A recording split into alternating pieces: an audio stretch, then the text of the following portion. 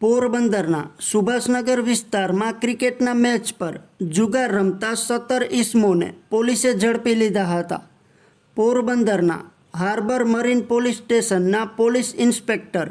SD સાણુકે તથા PSI SR Jadeja તથા harbour marine police સ્ટેશનના સર્વેલન્સ સ્કોડના સ્ટાફ સાથે પોલીસ સ્ટેશન વિસ્તારમાં રમઝાન ઈદ સબબ પેટ્રોલિંગમાં હતા ત્યારે GR ભરડા તથા કરશનભાઈ કાનાભાઈ ઓડેદરાને સંયુક્ત બાતમી રાહે હકીકત મળેલ કે પોરબંદર સુભાષનગર ડાયમંડ ટ્રાન્સપોર્ટની પાછળ અમુક ઈસમો મળીને પોતાના મોબાઈલ ફોનમાં હાલમાં ચાલતા IPL 2024 ક્રિકેટની 2020 મેચ ઉપર ખેલાડીના રનફેર ઉપર હારજીતનો ઓનલાઈન જુગાર રમે છે. જે બાતમી આધારે સદર જગ્યાએ રેડ કરતા હનેશ વેલજી સોલંકી, નિલેશ રામજી ચારણિયા, ચિરાગ લાલજી સલેટ, બાબુ રામજી કોટવાડિયા,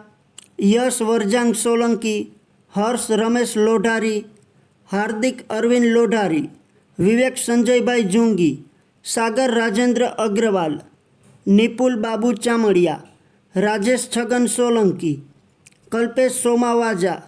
ભાવિક લાલજી સિકોતેરિયા,